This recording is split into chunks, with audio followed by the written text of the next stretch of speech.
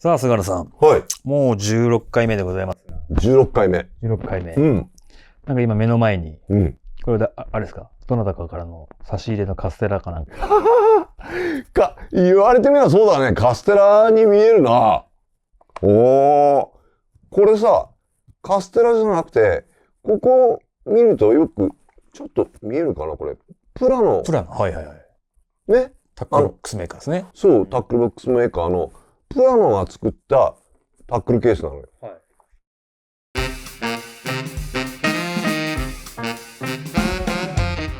桜マスとるとこ行くのって。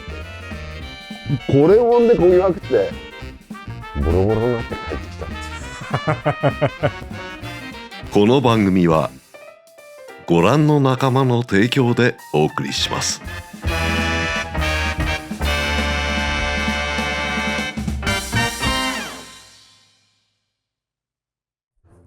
こっち側こうパカッと開けるとちょっと大きめでこう長物も。そうちょっと長いミノーとかスプーンとかが入ると。でこっち側がパカッと開けるとこう小さいでしょ。はいはいはい。上に、フライダーとかなるほど。あるいはスピナーうんうんうん。とかも入るっていうケースなのね。でねこれ大学時代とかに使ってたんだけどこれ小分けの感じがすごく便利だなと思って、はいはい。後々ねシンカー入れにああ、なるほど。使ってるので今何も入れてないっていう。今もっとね結構便利なシンカー入れもたくさんあるから使ってないんだけど、うんうん。だから今何も入れてないね。そう使ったの。カステラじゃなかった。もうほんと筆箱というかねねえ、ほんと。色合いはまさにカステラだよね。でもプラノって昔タックルボックスもこの色合いで作ったよね。懐かしいですよね。懐かしいよね。この僕も持ってました、プラノのやつ。あ本当、うん。この色合い懐かしいよね。これさ小さいでなんで小さいかっていうとまあ蛍光してバッグの中ポッと入れてどこでも行けるっていうのために当時持ってたんですね。使ったな。でさ何から話そう。この、YouTube の一番最初に子供の頃のその絵日記の話をはいはいはいしたじゃん。でさあれにさみちお兄ちゃんっていううんうん。出てきますね。出てくるよね。俺のいとこなんだけどつまりうちの父親の妹の息子でこれが俺の5歳年上なのね。つまり、俺が大学時代っていうのはもう社会人になってはい。みちおさんは。でさやさんこの番組でも説明してる通り俺は大学時代車がないはいはいはい。原茶の免許もないつまり釣りに行く足がないで、うん。みちおさんは、中央大学の経済で出てで厚生化粧品に行くんだけどそこをすぐ退社してうちの親父の会社に行くのよ。おっしゃってましたね。ね、でみちおさんがいるがゆえにうちの会社に入ったってことは、うん。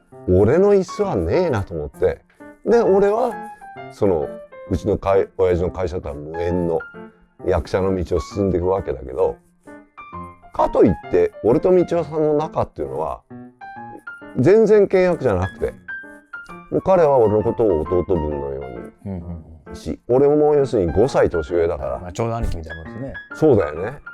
でいろんなこうなんていうかなことを、まあ一番洗ったのはやっぱり釣り釣りだね。の思い出だね。でその当時その道夫さんっていうのは埼玉県の所沢市の出身、だから西武線の新所沢駅が、まあ、実家なんだけどその当時親父の会社が群馬県の館林市にあったのよ。で群馬県ってさ普通真ん中関越道を通ってんじゃん。だけど館林って東北道に近いの。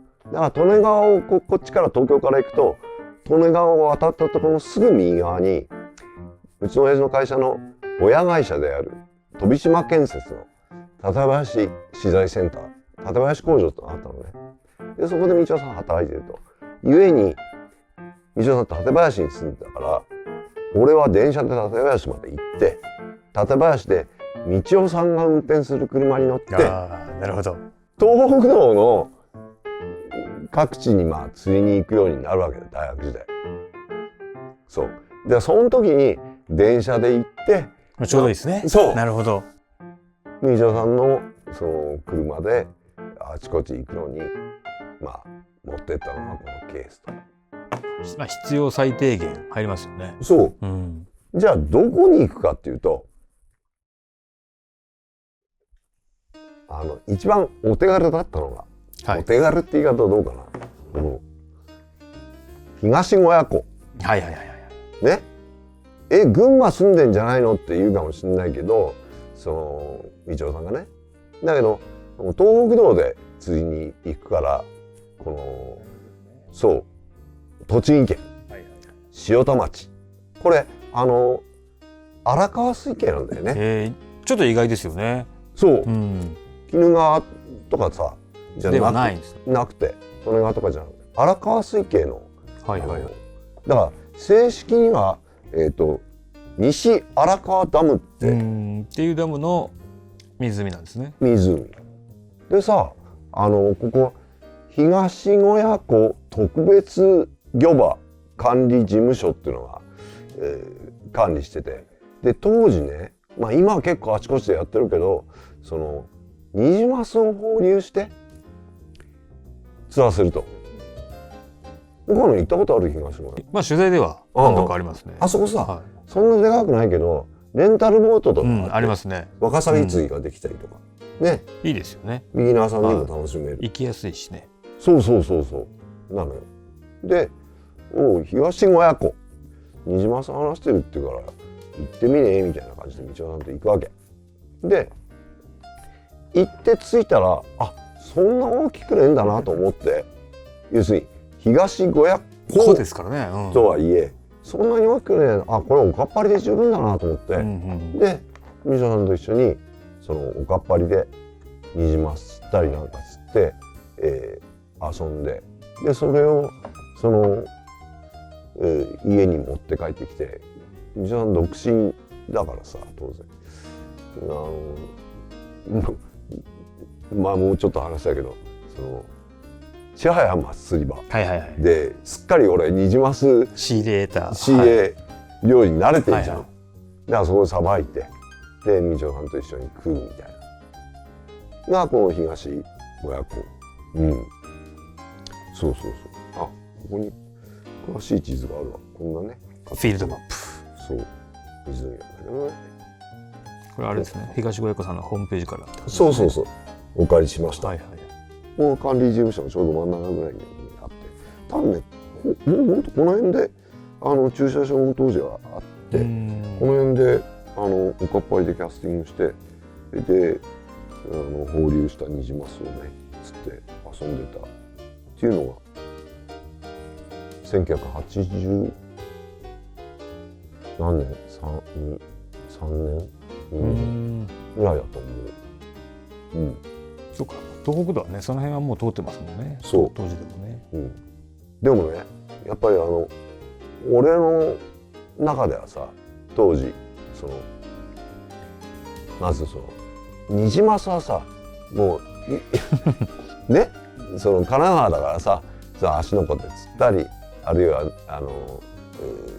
道志川中津川で釣ったりとかさ、バスに乗って釣りに行って、管理水場でもそうだし、親父と一緒に行ってそのルアーやフライで釣っててさ、相当ニジマスは釣ってるじゃん。馴染みがある。そうですね。でこの道夫さんっていう人もちょっと変わった人で、一個のフィールドに通い込むっていう釣り人じゃなくて、もうあちこち行きたい人だったの。いいでしょ。まあ僕もそうですね。多動なのかわからないですが、すぐ飽きちゃうんですよね。釣り人の差だよね。ちょっと行って何回か思い通りに釣れたらもうそう急に冷めちゃうんです。びっくりするぐらい。ね。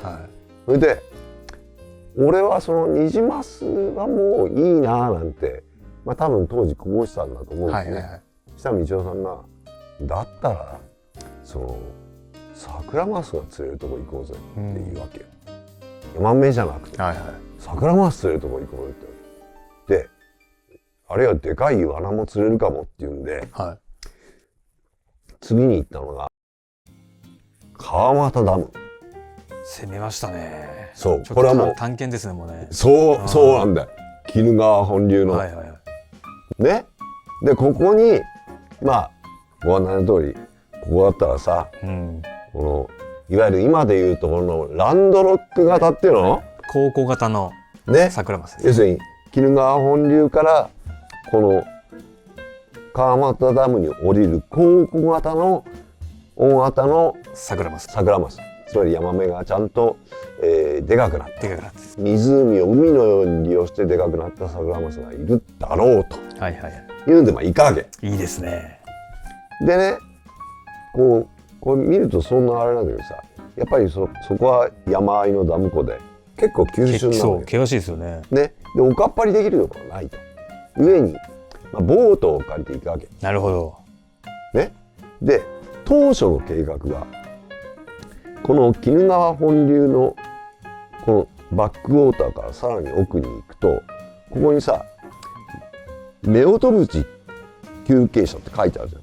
でここがさバスの観光バスでここまで行って折り返し地点でこっから先は一般車両は通れないなるほど。ね。これ多分今でもそうだと思うんだけど、もう林道みたいなところで夢ありますよ。そうでね、奥へ行くとまず八丁の湯っていうのが人よ。はいはいはいはい。でさらに奥に蟹湯っていうのがある。でさらにその奥へ行くと日向恐ろしの滝っていうのがあるんだよ。はいはいはい。ね。だから前言えばさ奥絹の秘境みたいなはいはいはい。ね。言うならば。そうだから当初の算段ではこの川俣ダムですっかり釣りをして、でその、八丁の湯なり蟹湯まで行ってまあ温泉に入って使って帰るぞと。はいはい一泊して帰るぞぐらいのノリなわけで行ったわけよ。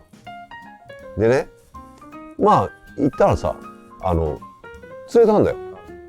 でも西村さん頑張っていったのに。そうでね、午後になってさはすげえ風だったわけいはで今さ携帯でそい。うん、そうですね。雨雲レーダーとかないですよね。のでしょ、うん、何でも見えるじゃん今。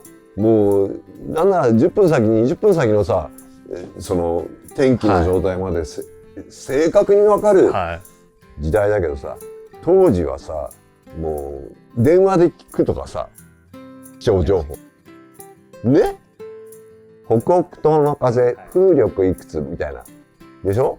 だからさ分かんなかったのでさ、よっしゃいいのにさこの要するに多分ね、うんうん、この鬼怒川本流がみんな攻めるだろうと、はい、上にこっち行くわけ。なるほど、志沢に入ったんですね。そうこっち要はメインのバックウォーターじゃない側に入ったんですね。そう大きい方のこっちどちらかと、だからこっちが本当は鬼怒川本流なんだけどこっちに行くわけで、かなり奥まで行くわけよ。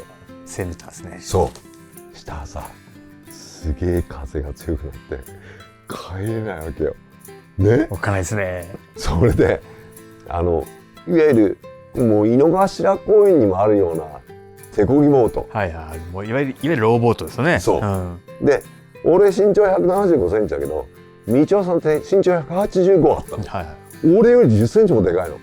すげえでかい人なの。それで俺5つと下だからお前漕げみたいな。ああ、若いんだぞと。そうだからもう必死になって漕ぐわけよ。それでもうさすがにさその向かい風で進まねえと。185もある人とタックルのっけで進まないのよ。スパンカー立ってるようなもんですからね。そうね。で選手交代よ途中で、はいはい、でもさそのローボートの上でそのでかいほどの2人がこうポジションを入れ替わるって結構大変じゃん。大変ですよ、揺れますよね。でしょ、うん、でもそこで転覆したらシャレにならないと思うからもうなんか這い這うようにつそう入れ替わるわけでまあ道枝さんこぐわけよでさやっぱ疲れたって言われてなるほど。で今度俺またでもう2人でさもうさ何もう汗だくになってさもうこれをんでこぎまくって肩訓練みたいになってたんですね。そうこの辺にさ印つけときゃよかったけどこの辺にそのボート屋さん貸しボート屋さんがあってそこまでほんほの手で戻るわけさね戻れたんですねでも。そうなんとか。なんとかでさところがよ戻ったはいいけどもう2人ともクタクタでとてもじゃねえけどこの温泉までは。出落と口休憩者のこの前のとこまで行ってここに車を置いて、はいはい、それこそその上のねその、八丁の湯だ蟹湯まで行くその体力はないと。体力なくてもうなんかねそのボート屋さんの駐車場でもう死んだようにもう寝てたんですね。でボロボロになって帰ってきたっていういい経験ですねでもね。いやだからさなんつうの今その気象情報がいくらでもね、手に入る時代だけどさ当時ってねでもこれ難しいですけど、その当時の方がやっぱ生物として強いですよね。と思いません人間が。なんかそういうアクシデント込みの釣りだったね。その思い通りにいかないことの方がやっぱ圧倒的に多かった時代の方が、いろいろ考えたし、これなんか極論というか僕よく考えることなんですけど、僕その石油とかがいずれなくなり、僕本当昔みたいな生活に戻っちゃうって、ずっとどっかで思ってるんですよ。いわゆる産油国の原油が枯渇して、最終的にはこんな文明はなくなるだろうって、で煮炊きもできなくなる、もっと原始的なあれに戻る、いつかきっと戻るんだろうなと思ってて、そうなったいつかね、いつか、まあ自分たちの世代では、きっとないでしょうが、これずっと続くとそうなった時にいずれ果たして人間は火を起こせるのかっていう、なんかほらネットの中でのそれが情報だとスマホがもう使えないわけだから調べることすらできないな。縄文人はじゃあどうやって火を起こしたのっていうことになると思うんですよね、やっぱり書物が大事だなって思うんですよね。やったことある火起こしたい。火起こしあります。作って自分で作ってみた。作りました。結構大変だよな。結構大変です。すぐ消えるし。そう俺もさ昔トロ遺跡で火起こし体験をやったことあるけど、起こすのも大変だけどその北地をさらに燃え上がらせてだんだん育てるのね。そうね、それこそ煮炊きができるような火まで起こしてさらにその炭を置き火にして維持するのがねっていうのはね相当だから全然現代人より昔の人の方がすごいですよ。その技術は長けてたよな。多分米すら炊けないと思いますよ。本当に土器で、土器ですよ。しかも本当にね、このもっと焼きの硬い素液とかがねできてくるけど、じゃあ土器でお前米炊いてみると米すら炊けない。炊けないと思いますよね。っていうかまず米作りも下手くそだと思うよ。もうできないでしょうね。しかも割と最近のああいうなんですよ、その栽培用の苗ってすごい繊細にできてると思うんで。だって僕の米作りも自分のところでちょっとやったりなんか。友達たちはみんな農家があるので、でも自分家でやりますよ。バケツで田んぼとか作りますけど。だから農家さんすごいなと思います。その度にすぐ虫ついて大変なことになっちゃうし。俺ね茨城県の中の今ツインリンクモテギっていうさっき言ったコースあるじゃん。あそこからちょっとこう上がったところに茂木町っていう町があって、そこで一旦五瀬の田んぼを2シーズン米作りやったことがあるのよ。それは要するに、お米を都市生活者たちが田植え体験とかをして、で普段の水回りの管理だとかそういうのは地元の人がやってくれる。でまたそのやりたければ収穫体験、刈り取り、脱穀、お米にするまでをやってくださいよっていうのをね、茂木町が当時の地域振興で雑誌のビーパルとかと一緒になってやったのをね、俺ラジオで取材に行ったことなんだ。だから一応その米作りをね、2シーズン絹光っていう品種をね無農薬でやったの。大変ですね。大変よ。すごいな、米作りって。すごいと思います。もう本当運化とかの虫とかもすごいじゃないですか、夏。でしかもなんで無農薬かっていうと、その水源、つまりその一旦ゴスの田んぼの奥に人家がないのよ。なるほど。つまり生活の雑排水が一切入らない田んぼを作ることができて、当時休耕田だったのでそこをやらせてくれると。でやってみたんだけど、つまり上に人家がなくて生活の雑排水が入らないってことは水がきれいなわけじゃん。とね、ホタルがすごい。すごいでしょうね。俺びっくりした。どうしますよね。つまりいわゆる、人工的なその洗剤とか、あるいは農薬を使う前の本当つい100年前の日本の田んぼの原風景ってこんなにもその生き物たちの、そうですよ。田んぼがある意味生命をね蓄えておく部分でもありましたしね。それはね、米作りを自分でやってみて初めてね、昔ってすげえんだなって思った。つまり水がきれいだから川にも湧く、川にも湧くからホタルの幼虫が育つ、幼虫が育てば当然成虫もいる。でそれが日暮れとともにさ姿を現すんだよ。でこれ面白いのはさ、要するに繁殖期じゃん、で光るじゃん、オスが。とさ、車をね全部田んぼの方に向けてテールランプ、要するにケツの方を田んぼに向けて車並べてみんなでエンジン切ってブレーキだけ踏むの。でブレーキランプがチカチカすんじゃん。とそれに対抗意識を燃やしたそのこうしますよね。ホタルのその光がすごいんだよ。すごいですね、本当。もうね、あれは感動した。もうその茂木の田んぼの米作り、その当時茂木のその田んぼを管理してた田村さんっていうね、地元の農家の人が「面白いぞ」って「ホタルすげえんだぞ」って「夏来いよ」って言ってさ、行って夏もびっくりして。いやすごいですよ本当。まあ僕田舎で棚田がたくさんある地域だったので、ホタルはやっぱたくさんいて、ホタルの墓って映画あったじゃないですか。あれ本当リアルな本当のホタルってあんな感じなんですよね。最初こうパラパラあっちこっちで光り始めて、本当田んぼの稲の下から光で帯がブワーって最後こうふわーっと飛び立つんですよね。でやっぱりホタルだけじゃないですからね、カエルもすごいし、ヘビもいれば、水カマキリもタイコウチもタガメもいるって、ああなってほしいですよね。だから故にその東京の、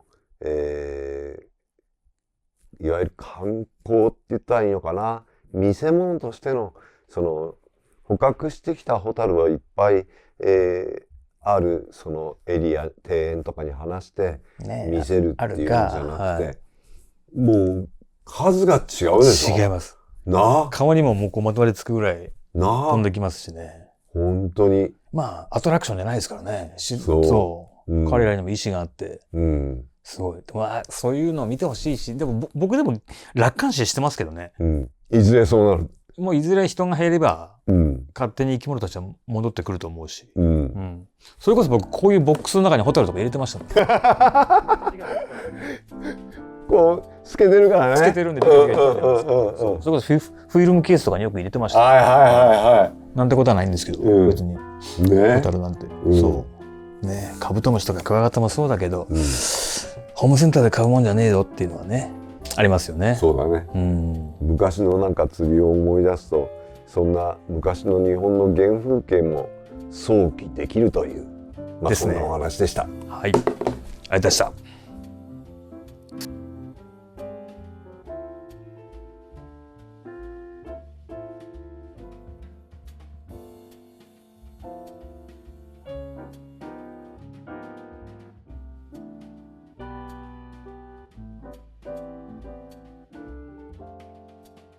菅原正史の物語は、山木商店、綾子姉さん、アル工房、ATFC、大井邦彦様、小野正史様、金井タイル、カムパネラ、北丸、サザンブルー、シークロ、タコ足、調布の屋敷、司総研、テル、トド様、羽生拓也様、レストラン&バーバモノス、ミニラ様、ラグーン。以上の仲間の提供でお送りしました。